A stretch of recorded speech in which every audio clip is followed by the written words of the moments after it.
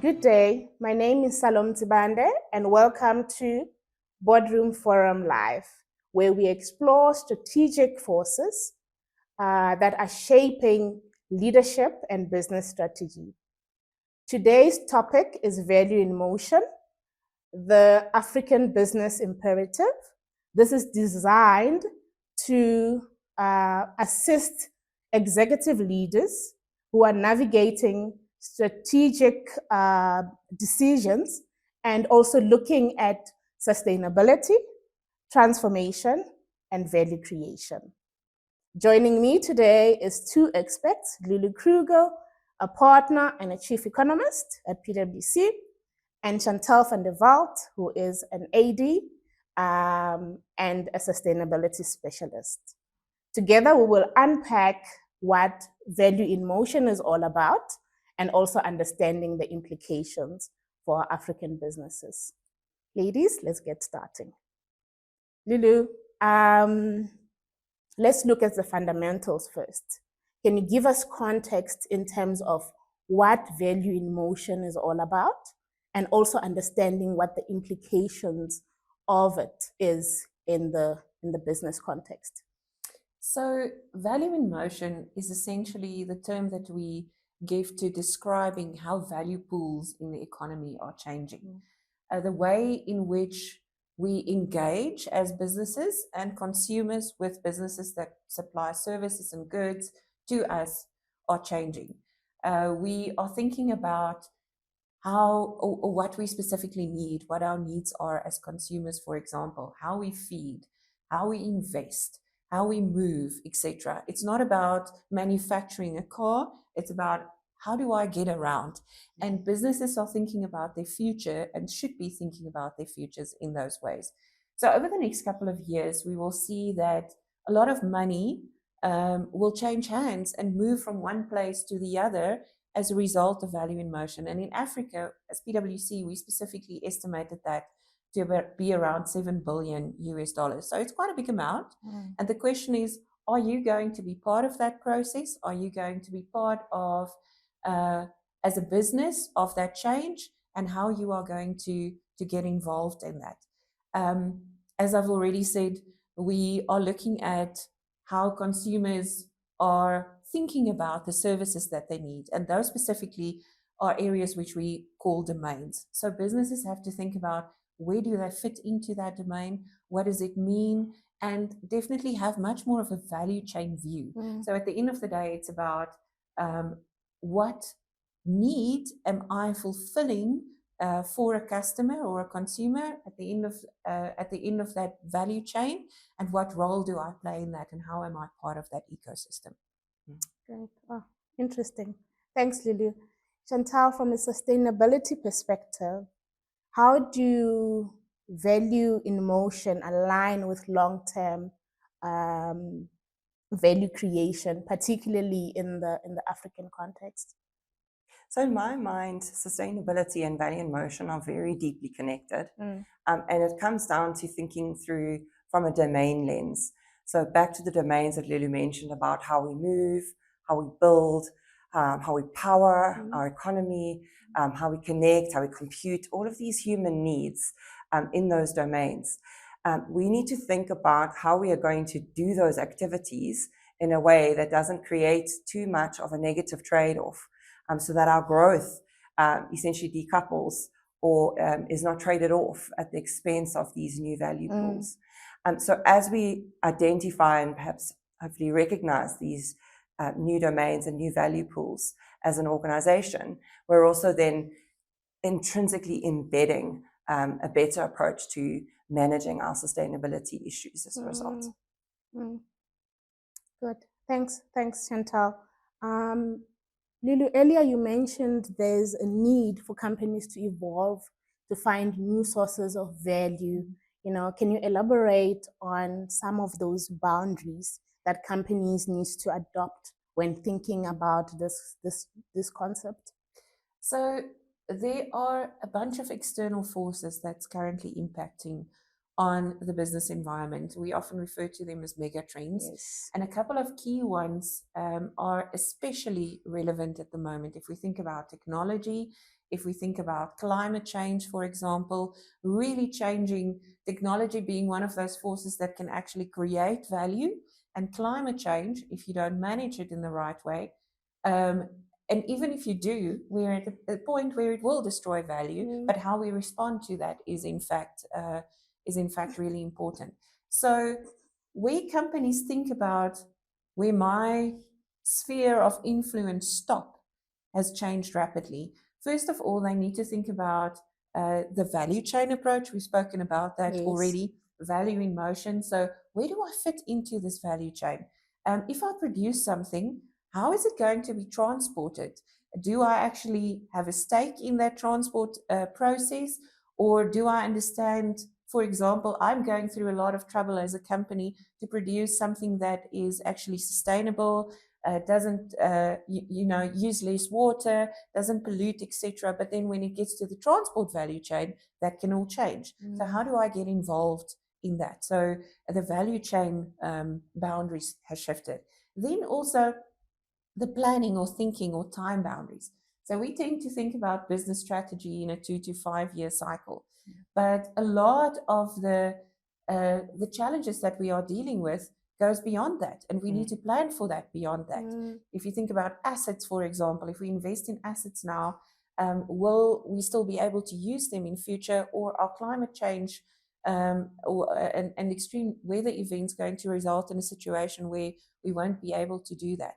And then also the industry boundaries. So where we traditionally, you would have thought about yourself as playing in a particular industry. So I'm in the telecoms industry. It's now about the solutions that you can provide as part of that industry. Or if you're in the mining industry, I take resources out of the ground that are used in specific processes. But now you will be thinking, I take resources out of the ground that is needed for renewable energy and in battery storage. But what will happen to that battery down the line?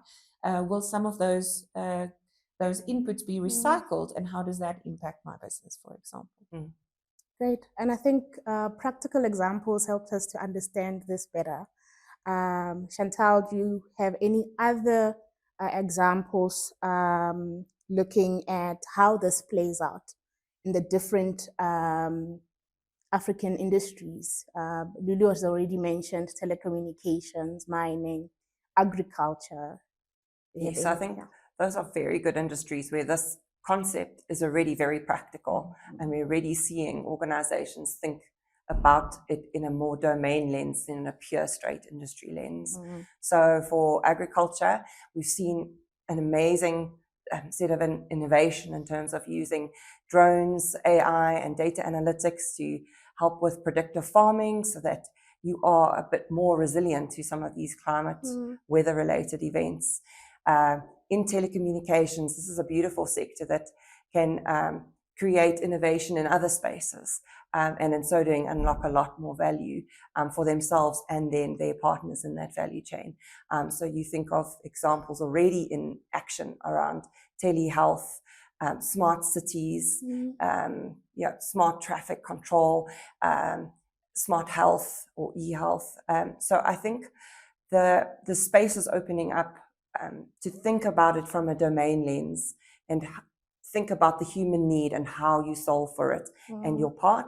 Lastly, then mining. I think that is a very obvious and age-old industry, and it has already been moving away from being purely an extractive commodity base. I'm going to provide the raw resources into a value chain, into a space where they're thinking around the battery recycling, urban mining, and smart solutions beyond that raw commodity, but towards beneficiation of that commodity for human use.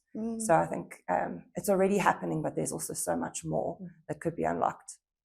So definitely action is needed, and it could be a big risk if companies ignore this. So Lullu, do you have any key risks that you could share if this is ignored by leadership? So I think it's easy to think about this potentially as maybe another trend or concept or theory that's out there. But the reality is, companies around you, if you are a business, are not going to sit still. So you're going to be excluded from that market. There's competition that is going to move. And there's so many examples throughout the years where we've seen technological changes and climate changes being coming to the fore now, where your competitors will move. And if you don't adapt, you'll be excluded from that market. Definitely. Then the other factor where it's incredibly important is being part of an ecosystem and realizing that you're part of an ecosystem. And if you don't, you'll be excluded from that. So the types of challenges that businesses are dealing with is not anymore in a space where it's just me and I can look after myself. It's complex, and you need to think about it as part of an ecosystem, and you part of that ecosystem. And that ecosystem could be your suppliers, people that you supply to. It can be competition. It can be smaller businesses, larger businesses, government, etc. So actually realizing that I'm part of that ecosystem, what role do I need to play, and where do I fit in? And how is everybody around me reacting and moving? And then lastly, is potentially being excluded out of certain industries as well. If you don't understand how to respond to what consumers actually want and need, and what people's needs are, and the role that you play in that. Definitely. Long-term value creation comes out very clear as something that is very important. And if you tie that with sustainability, Chantal, what would be the key focus for business leaders to focus on as they hear about this value in motion and they try to respond to it? I think probably tied to what Lullu has raised as the risk. Let's turn it into the no regret move after that. So I think the first thing I would do is map the domain, understand where you can currently play, where your strengths and capabilities lie, and how you're solving for that human need, be it how we move, how we commute, how we compute, how we build, all of these needs. Map that, but then also map where you could be, and start to think beyond your traditional industry boundaries. The second one that I would probably take is to understand your strategic partners. So think through, even if you already are working with them, how might our relationship need to deepen and change? And if I'm not working with a specific set of role players or potential partners, how are we going to make sure that we are top of mind in their value creation, longer term journey? And then lastly, not to forget that we need to embed sustainability response into all of this, so that the growth that we do realize and the new value pools that we open up, we've got an intrinsic connection to not making negative trade-offs, so that growth can be the growth we want to see in our economy and society. Yeah, definitely. And they need to position themselves in so that they are not out of, they realize opportunities in the areas as well. And Lullu, on if you look at it critically, what is the one thing that you would say that the leaders need to action now, not tomorrow, but right now? Well, I think it's really important to think about what pressures you are facing, and the industry that you are operating is facing, that will actually result in you having to change, you have to reinvent. So actually do a careful assessment of those pressures, understand where you are. Do you have a proper and honest view of where you are fitting into that value chain? And I think it's really necessary for businesses to take that step back and then give the responsibility to people in the organization to say, how are we taking this forward? How are we going to ensure that we move forward and that we actually remain part of this value in motion, and actually, get the business benefits from that as well? Yeah, definitely, definitely. And this is not just an Africa issue, right? How can African businesses position themselves for real opportunity to make a global impact? Chantal, as we wrap up. So I think You're right. This is a global initiative or a global move. And in order for Africa to really stand out, instead of just being stuck in the supply chain of role players globally that are taking advantage of this new value, let's unlock it for Africa and take it forward in a sustainable way. Thank you, Chantal and Lullu, for great insight. For executive leadership, value in motion is not a future idea. It is happening now and requires strategic actions today. In the next episode, we will look and introduce tools that will help with the actions as well as navigating the transformation. Thank you very much for joining us. Remember that strategy today informs the future tomorrow.